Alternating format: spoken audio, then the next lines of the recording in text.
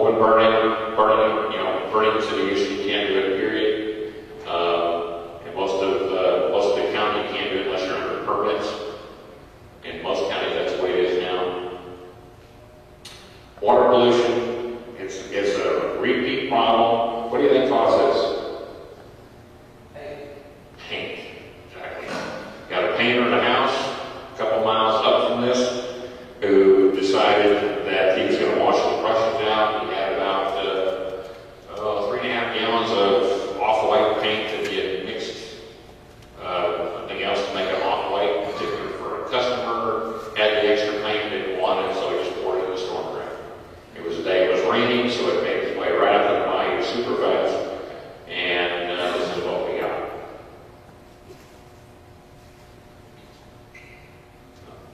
I do this with the kids a lot. What kind of problem do you foresee with that? What is that? It's a six-pack holder for cans of Cokes and stuff.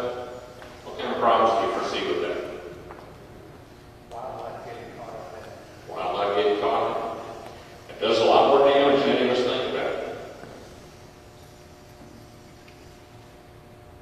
A funny side note, we used to have an air duct that we used to use on the ship channel before we had the big boat. And one day we found a mallard duck out there, and he had a wing through one end of the thing, and the opposite end he was dead. He couldn't do much of anything. And my partner, named Bobby Roberts at the time, decided, we decided we were trying to catch this duck and get him free. And Bobby fell in the boat 3 times. So, finally caught the duck though.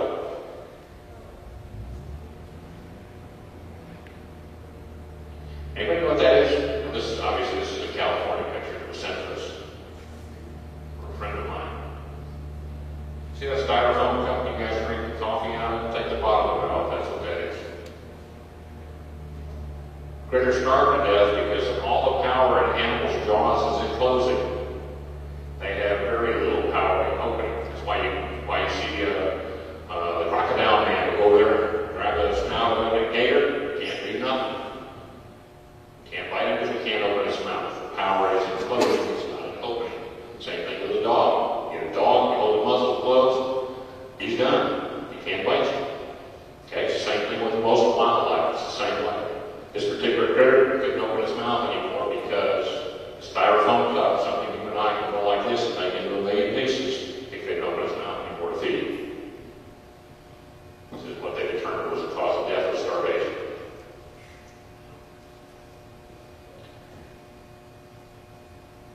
Ropes abandoned by ships and nets. Okay, a lot of that is impact for kids. So it's good to know. Any questions about any of these type of crimes that we handle? Yes, sir. A lot of the earlier pictures you were showing involve harvesting with oil and so forth. Still, it's prevalent in the last few years. Of course, a lot of wells are very old, where maybe people not being as aware as they are now as they should be. Have you seen that, much of that? We're not seeing, the question was, are we seeing the same prevalence on some of these things like the usual problems and so forth? We're not getting as many calls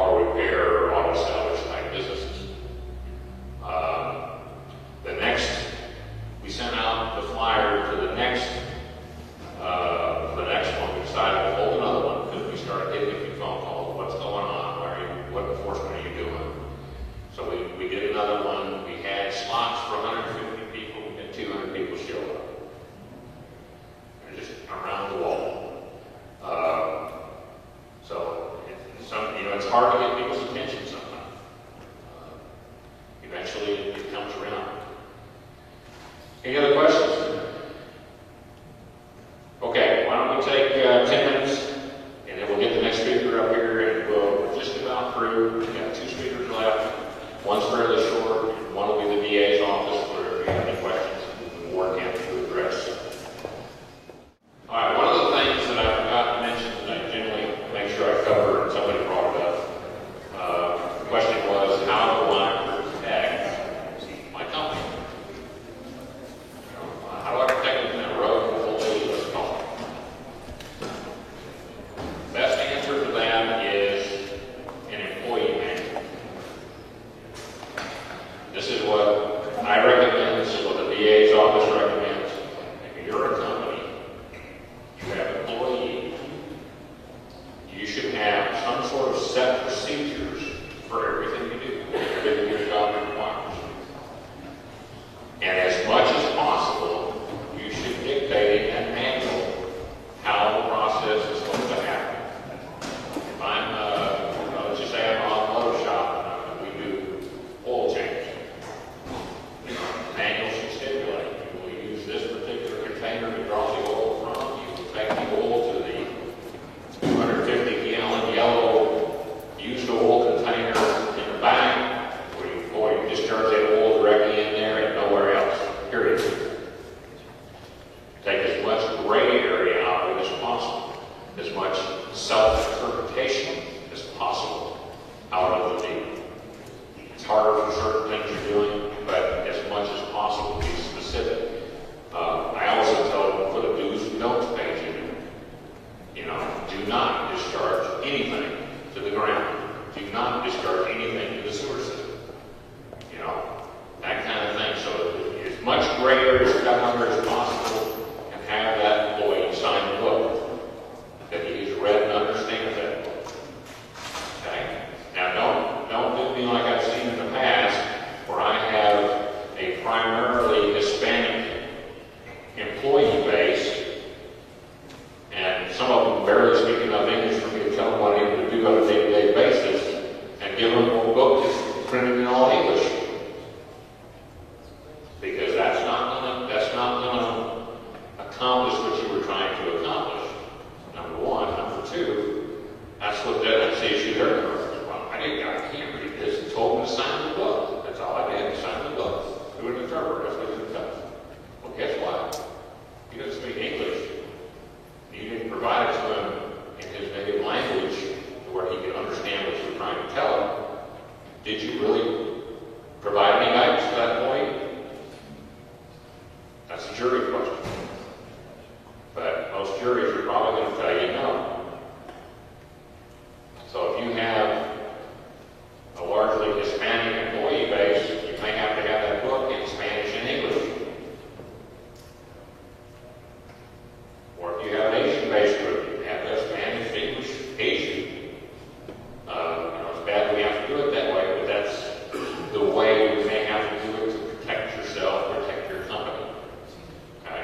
Because if you have that, we come to you about a discharge that's occurred, and you come up and say, and employees will sell you down the river in a heartbeat. Okay? If I catch him discharging a thing, you know what he's going to tell me?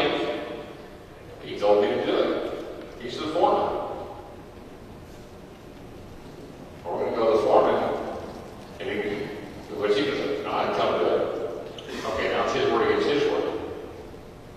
Okay, we know he's going to jail. We're still looking at him. But if I'm the foreman or the owner of the company, and I can say, no. He's been taught that he's to do, take this from point A and put it in point B. We have an employee manual that I can hold up in court. Say, here's what I taught him. Say, it says you take this in container A and you put it in container B and nowhere else, and it says right here, you do not put anything in the ground, you do not put anything in the storm sewer. He signed it, and it's in his language he speaks. Well, guess what? Are you somewhat protected? Yeah. I mean, we're going to look at that and say, well, looks like you've done everything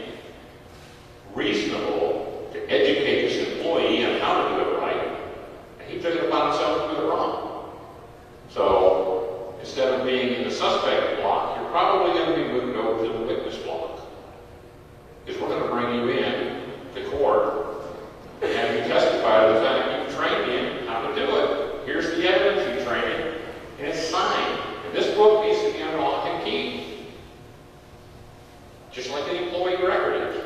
Actually, probably should be in the employee records. Okay? Because if this disappears, where's your evidence that you taught him anything? Okay? So we want you to protect yourself. If you're trying to do it right, a bad employee can damage you greatly. Okay? So you're going to have to take some steps to protect yourself and protect your company. All right? And an employee manual is probably one of the best ways to do that. Okay, without any further ado here, our next presenter is Cynthia Williams. She's with TCEQ, Texas Commission on Environmental Quality, formerly the TNRCC. She's with the Small Business Assistance Group, and we bring her in because TCEQ Small Business Assistance Group is able to help small businesses get compliant with things, and help them do some surveys and things that will, if they don't know exactly what